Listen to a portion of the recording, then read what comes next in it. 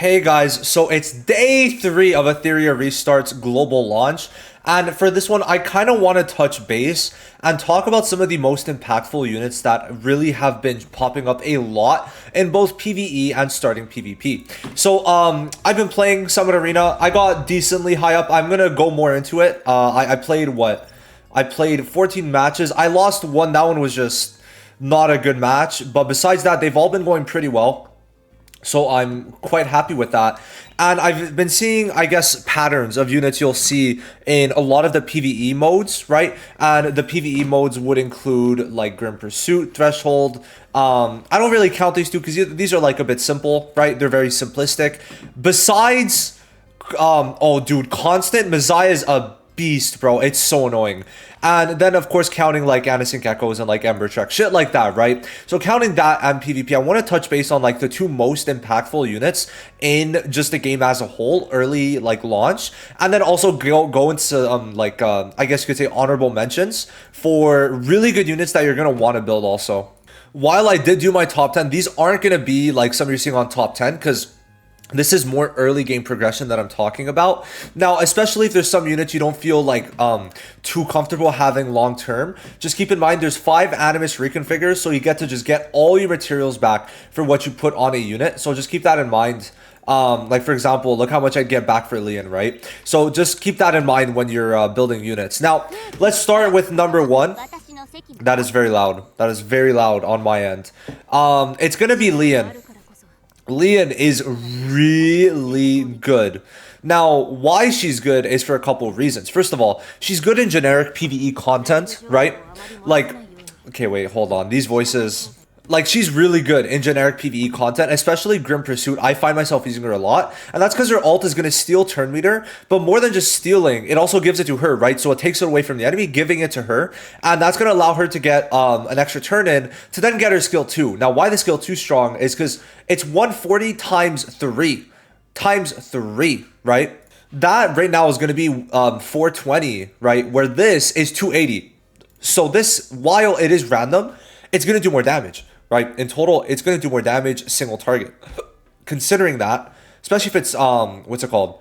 If it's only one enemy, it's going to also get a damage increase, right? So this skill 2 on a single target enemy is going to be fucking insane, right? Which is why Leon's really good. Alongside her skill 1 having, well, with the passives having the damage increase up to, what? Well, how much is that? 22.5, I think. So it's definitely very good, all things considered, with some lifesteal. Like, she's going to be doing damage. Now, the main thing is that in PvP also, this ult is huge, right? Because you're going to ult, everyone else is going to get lowered, then you're going to be boosted up, and if there's any type of speed buff on you, you're gonna maybe get a second turn before some people get there first, especially if you're running something like Marvel. So in PvP, Leon's gonna be really good for stuff like that, and then of course the skill 2 just in anything is gonna be really good. Now her main thing is gonna be Terror Maton.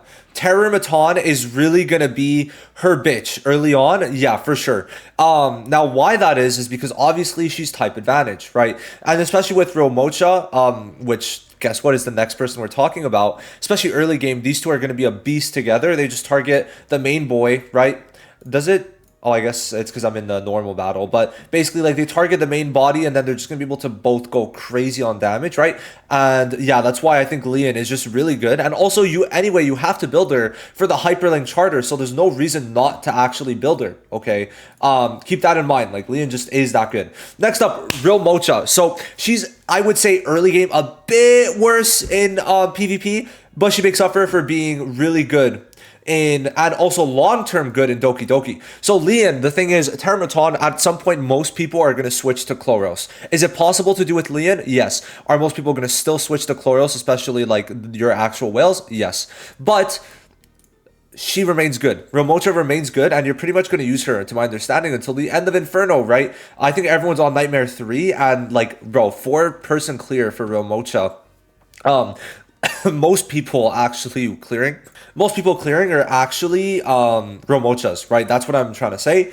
And it's pretty wild to think, because I mean, I thought for me, like, she didn't seem that good, but why she's good is usually you have to get her level 5 ult, to be fair. But what the ult does when it's level 5 is if you kill the main target before the splash hit, it makes the splash damage actually be 100%. So it becomes an AoE, right? It becomes an AoE after that. And with her high ass damage, it's gonna be stupid, right? Now, this is the thing.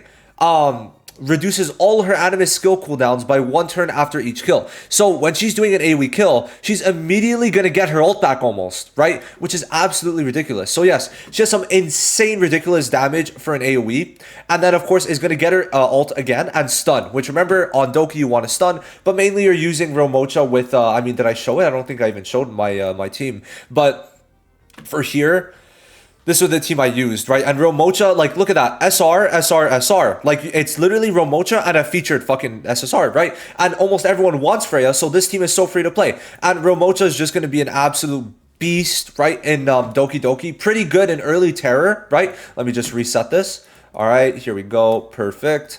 Okay. Did we get lucky? I don't even know. I didn't check. And then, of course, she's going to be good in PvP, right? She's actually quite good. Now, the main reason is because of her stun. Her stun is huge, but also she has a skill 2 AoE. And if, let's say, there's a double DPS, a dual DPS, right? Her skill 2 is going to be insane. Because, like, let's say you're running with a Leon does her AoE, and then after Rilmocha goes, then Rilmocha is going to do damage increase depending on how much HP the enemy's lost, right? And then lifesteal is huge, right? So she's going to be great. If you manage to get a kill with this ult on PvP, you just basically win, right? You just win. So Rilmocha and Leon are, I think, the 2 biggest MVPs early game. Now let's talk about some other ones, and one would be Gray. Now the main reason is because he's able to do pretty good damage, but he gives the crit rate to the whole team, and that's actually really good for Rilmocha. For example, I don't have gear on her because now we got Rosa, but for example, Rosa's at 95%, or I guess we could say Leon's at what, 55, and with Gray that goes up to like what, 70, right? So consider, no, actually 75. So having this crit rate boost for the whole team is really strong, especially when you're trying to crit. But then his ult puts a defense lower. Now the defense lower in combination with Dyna is really good, because if there is a defense lower on the enemy, then it becomes you have a chance to apply vulnerable. And if they have vulnerable, then it goes to erosion. So if you put these two together, it's going to allow Dyna to get to the erosion section and get the true damage more easily, because if you don't have the defense lower, she has to get lucky and 4 hits, get 3 debuffs with a percent chance, where now it's 4 hits for 2 debuffs because Gray allows her to make up for not needing defense, which is really good. So Dyna and Gray is a really, really good combo that I'm really fucking with for sure.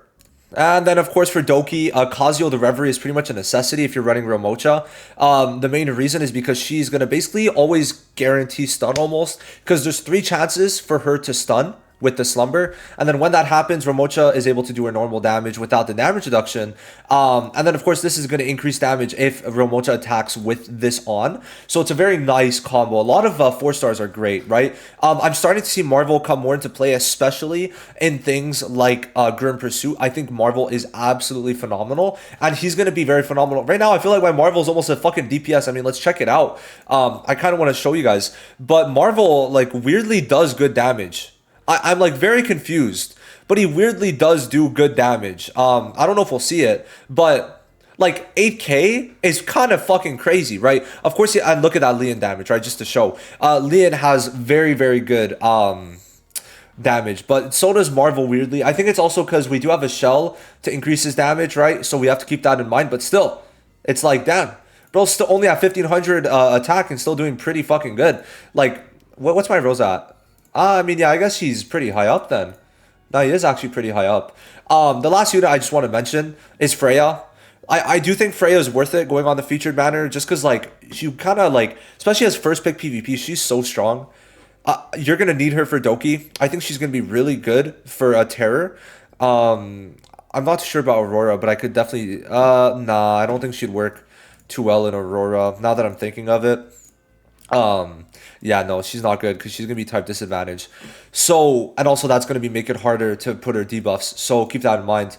But no, Freya's really good. If you want to go for her, she's great. But yeah, overall, these are the units that I'm like seeing the biggest impact out of.